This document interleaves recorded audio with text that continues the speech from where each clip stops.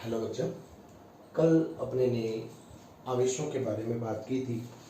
आवेश के प्रकार, आवेश पर जो मात्रक हो गया आवेश का, और भी कुछ बातें की थी। लेकिन आज हम आवेशों के गुणधर्म के बारे में पढ़े हैं। कल अपने ने क्या किया कि ये बात कहने भूल गए थे कि अगर कोई चीज़ इम्पोर्टेंट लगे आपको तो आप उसका स्क्रीनशॉट ले लें, और जो मैं जैसे मुख्य परिभाषा में बोलूँ तो वो आप क्या करें, कॉपी में नोटबुक में नोट कर लें। अगर आप अपने आगे बात करें तो हमारे पास सबसे पहले आएगा आवेशों के गुण, प्रॉपर्टीज ऑफ चार्ज। इसमें जो सबसे पहले आएगी आवेशों की योज्यता। आवेशों की योज्यता मतलब एडिटिविटी ऑफ चार्ज। अगर हम इसकी बात करें आवेशों की योज्यता, तो इसका मतलब क्या है, कहता है कि किसी भी वस्तु पर, जैसे ही कोई वस्तु है, इस पर कुल आवेश का जो मान है वो अगर हमें ज्ञात करना हो तो इस पे जितने भी चार्ज हैं उन सभी के बीजगणितीय योग के बराबर होगा। जैसे हमने कहा कि मान लो ये वस्तु है और इसके ऊपर आवेश का मान है Q1, Q2, Q3, ऐसे करते करते लास्ट में कितना आ गया, Q1 आ गया। तो इस पर अगर हमें कुल आवेश का मान ज्ञात करना हो तो उसका मान होगा Q1, Q2 dash dash dash क्या हो जाएगा, Q1। अगर हम उदाहरण स्वरूप बात करें तो कैसे कर सकते हैं, देखिए कि जैसे मान लो हमारे पास एक ऑब्जेक्ट है और इसके ऊपर आवेश है मान लो +2Q, +3Q और -5Q, एक मिनट, -1Q लिख देते हैं। तो इस स्थिति में इसके ऊपर कुल आवेश का जो मान हमें ज्ञात करना हो तो हम कैसे लिखेंगे, 2Q + 3Q और माइनस का Q। कितना आ गया, 5 - 1 मतलब कितना आ गया हमारे पास, 4Q मान आ गया। ये आ गया इस वस्तु पर उपस्थित कुल आवेश मतलब आवेशों की योज्यता का नियम। वापस नियम बोल रहा हूं कि किसी भी वस्तु पर कुल आवेश का मान वस्तु पर उपस्थित सभी आवेशों के बीजगणितीय योग के क्या होता है, बराबर होता है। इसका मान धनात्मक भी प्राप्त हो सकता है, इसका मान ऋणात्मक भी प्राप्त हो सकता है और इसका मान शून्य भी प्राप्त हो सकता है। अगर शून्य प्राप्त हो, कैसे प्राप्त होगा वो समझो। जैसे मान लिया कि हमारे पास ये एक वस्तु थी, इस पर आवेश है प्लस का 4Q और ये क्या है, माइनस का 4Q। अगर इस वस्तु पर कुल आवेश की बात की जाए तो कितना आ गया, 0। और अगर शून्य प्राप्त हुआ तो इसका मतलब ये है कि ये जो वस्तु है वो कौन सी स्थिति में है, उदासीन अवस्था में। ठीक है, तो किसी भी वस्तु पर कुल आवेश का मान शून्य प्राप्त हो तो मतलब वो वस्तु न्यूट्रल मतलब उदासीन होगी। ठीक है, अब ये हमारे पास क्या था, आवेशों की योज्यता का नियम। इसके बाद हम बात करेंगे आवेशों की निश्चलता। अब वो कैसे करेंगे वो समझते हैं। स्क्रीनशॉट आप ले लेना, मैं बीच में साइड होता हूं तब आप ले लिया करो। अब आवेशों की निश्चलता का नियम कैसे लिखेंगे वो देखो। सेकंड क्या आ गया हमारे पास, आवेशों की निश्चलता।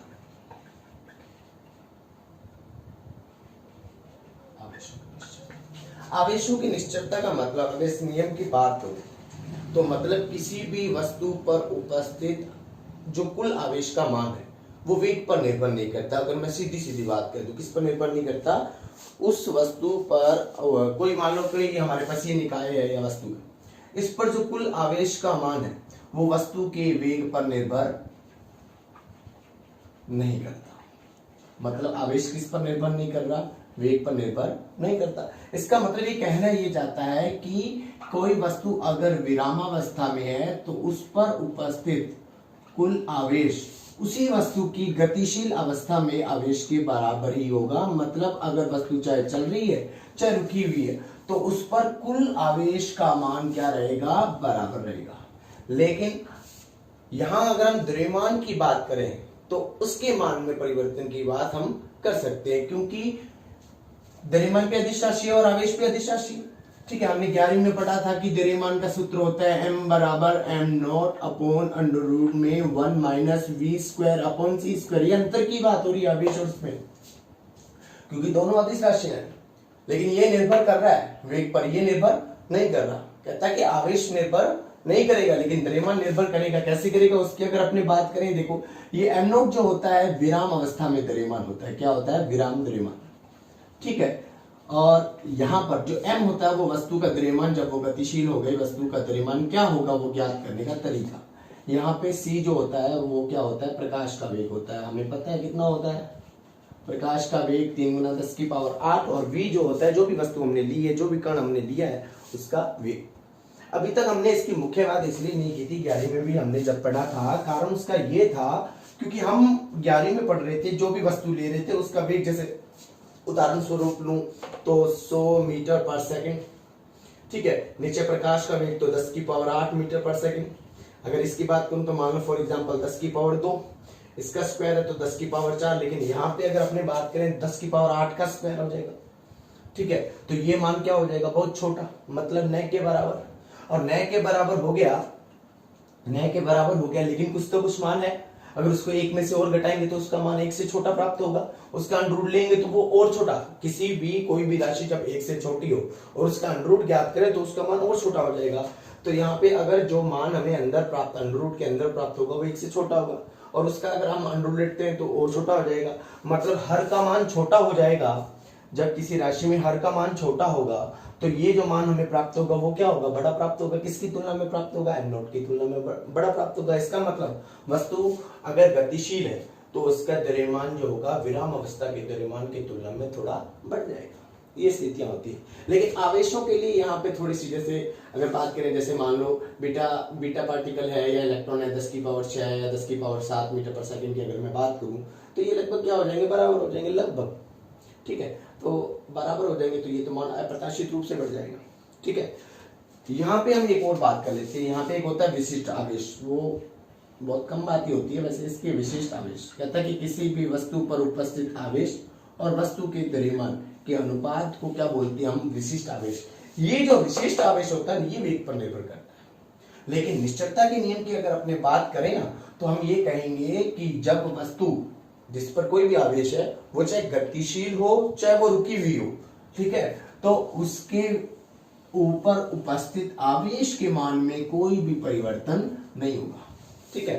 तो जब मैंने साफ साफ लिखा था स्टार्टिंग में तब आप इसको अच्छे से स्क्रीनशॉट ले सकते थे, ठीक है। तो ये तो बोले तो इसलिए लगा रहा हूँ ताकि आपको पता लगता रहे, ठीक है। बाकी जो है वीडियो में वापस देख के जो लाइन समझनी हो, कोई चीज़ पूछनी हो, क्वेश्चन पूछना हो, कोई चीज़ आपको पूछनी हो तो नीचे वीडियो में कमेंट करके आप पूछ लेना, नहीं तो फिर व्हाट्सएप नंबर तो आपके पास सबके पास है मेरा, और आप मुझसे क्वेश्चन। अभी हम आगे बात करते हैं आवेशों के गुणधर्म में। तीसरा पॉइंट हमारे पास आवेशों के संरक्षण का सिद्धांत। ये संरक्षण शब्द जब भी आता है तब हम ये कहते हैं कि भाई हम चाहे ऊर्जा के लिए आए हो, चाहे संवेग के लिए आए हो, चाहे अब हमारे पास आवेशों के लिए आए, हम ये ही उपयोग करेंगे कि ना तो उस चीज को हम उत्पन्न कर सकते ना ही नष्ट कर सकते। ये तो लगेगी बात। तो वही चीज क्या है आवेशों के लिए कि आवेश संरक्षण के सिद्धांत का तात्पर्य ये है कि आवेश को न तो हम उत्पन्न कर सकते हैं ना ही हम आवेश को क्या कर सकते हैं? नष्ट कर सकते हैं। सिर्फ क्या कर सकते हैं? एक से दूसरे में स्थानांतरित कर सकते हैं। अगर हम बात करें यहाँ पे तो कैसे करेंगे वो देखो। स्थानांतरित की बात की जाए तो किस तरीके से हम बात करेंगे, जैसे मैंने आपको बताया था पहले भी, एक जैसे हमारे पास ये रेशम का कपड़ा है, ठीक है। कल हमने बात की थी तो मान लो इसके पास 10 कूलम या 10 क्यू आवेश है और इसके ऊपर हम रगड़ने के लिए 10 क्यू आवेश की ही एक छड़ लेके आए। कौन सी? कांच की छड़ लेके आए। ये तो हो गया रेशम का कपड़ा, और ये क्या हो गया? कांच की छड़ हो गई। तो इन दोनों पर कुल आवेश कितना है अभी स्थिति में? 20 क्यू आवेश। अब हम जानते हैं कि जब हम कांच की छड़ को रेशम के कपड़े पर रगड़ते हैं तो कांच की छड़ धनात्मक और रेशम का कपड़ा ऋणात्मक हो सकता है, हो जाता है। तो मतलब ये है कि कांच की छड़ कुछ इलेक्ट्रॉन त्याग देती है और किसको दे देती है? रेशम के कपड़े को। मान लो उदाहरण ले रहा हूं आगे इसी में कि अभिक्रिया के बाद में क्या हुआ कि इसके पास तो हो गए 13 क्यू आवेश और इसके पास कितना हो गए? 7 क्यू आवेश। मतलब इसके पास इलेक्ट्रॉन की कमी हो गई, मतलब ये धन आवेश या जो भी आवेश थे उसकी कमी हो गई। लेकिन अगर हम यहाँ पे बात करें तो यहाँ पे भी कुल आवेश का मान जो है वो कितना है? 20 क्यू। मतलब अभिक्रिया से पूर्व और अभिक्रिया के बाद कुल आवेश का मान क्या रहेगा? नियत। यहां अगर हम बात करें तो जैसे हम कह सकते हैं कि किसी भी विलगित निकाय का मतलब ये है कि वो ना तो किसी को आवेश देगा ना ही किसी से आवेश लेगा, मतलब भाई वातावरण से ना तो आवेश देगा ना ही क्या करेगा, किसी को आवेश लेगा। अब इसी की बात करते हैं, यहीं से मेन चीज कैसे शुरू करेंगे। देखो, माना एक विलगित निकाय है हमारे पास ये, ठीक है, और इस विलगित निकाय पर +2q आवेश है, इसके अंदर +5q आवेश है और -3q आवेश है। अभिक्रिया से पूर्व, अब यहाँ पे अभिक्रिया से पूर्व कुल आवेश कितना है, जैसे कि यहाँ बात करूं Q1 + Q2 प्लस कितना Q3, मतलब देखा जाए तो 2q + 5q और माइनस का 3q, कितना आ गया भाई 7, 3 गए 4 बचे। और अभिक्रिया के बाद में हमने कहा कि भाई इस वाले गोले पर तो q आ गया, इस वाले गोले पर आ गया 3q, तो इस वाले गोले पर कितना है हमें नहीं पता, वो हमें ज्ञात कर सकते हैं कैसे, आवेशों के संरक्षण सिद्धांत से अभिक्रिया से पूर्व कुल आवेश जो होगा अभिक्रिया के बाद के कुल आवेश के क्या होगा, बराबर होगा। देख लेना ध्यान से। अब इधर देखो q + 3q और ये हमें पता नहीं, अब ये पता नहीं है तो हम कैसे निकाल सकते हैं नियम से, कैसे, इधर देखो भाई कितना है, इधर कितना है 4q है और इधर कितना है, अब भाई देख लो कितना है, ये भी कितना है q और 4q, ये कितना आ गया q3 मतलब ये तो कैंसिल आउट हो गया, ठीक है। यहाँ देखो 5 7 4 बच गया इधर और ये भी कितना हो गया 4, तो इसने अपना आवेश क्या कर दिया, मतलब ये तो कौन सी, इसके ऊपर कुल परिणामी मान कितना आ गया 0, तो मतलब ये तो हो गया उदासीन। अब इन दोनों के पास में क्या आ गया, आवेश आ गया। ये चीज मैं उदासीन वाली पहले बता चुका हूँ। हो सकता था ऐसे हो जाता कि भाई हमने इसके ऊपर कोई और आवेश ले लेते तो यहाँ पे हमें कुछ मान प्राप्त हो जाता। मतलब कहने का तात्पर्य यही है, चाहे यहाँ पे भी देख लो इसका मान 0 हो जाएगा, तो अभिक्रिया से पूर्व और अभिक्रिया के बाद का कुल आवेश क्या है, बराबर है, तो मतलब संरक्षण का नियम लग रहा है। ऐसे ही कुछ नाभिकीय अभिक्रियाओं की बात करें, जैसे यूरेनियम होता है कितना 92, ठीक है, यूरेनियम 92 है, तो हमने कहा कि क्या बन गया, थोरियम बन गया।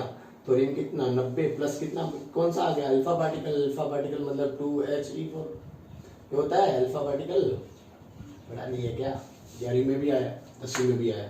अब देखो अभिक्रिया से पूर्व कुल आवेश कितना है 92 और अभिक्रिया के बाद में कुल आवेश कितना है 90 प्लस, तो मतलब कितना हो गया 92 ही है। तो इसका मतलब ये भी क्या हो रहा है, यहाँ पे भी आवेशों के संरक्षण के नियम का पालन हो रहा है।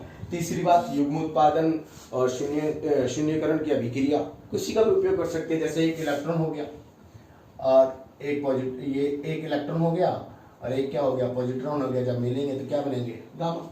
गामा पर कोई भी आवेश नहीं होता। देखो अभिक्रिया से पूर्व का कुल आवेश 0 है और अभिक्रिया के बाद का भी कुल आवेश 0 है, तो मतलब यहाँ पे भी क्या है, संरक्षण के नियम का पालन हो रहा है। अब इसके बाद हम क्या पढ़ेंगे, क्वांटाइजेशन ऑफ चार्ज, मतलब आवेशों के क्वांटीकरण का सिद्धांत। अब आवेशों के क्वांटीकरण के सिद्धांत की शुरुआत करते हैं। देखो कैसे, पढ़ लेना और लिख लेना। और मैंने 10 वाली कहा है, जो भी चीज ना समझ आए आप पूछ भी सकते हो।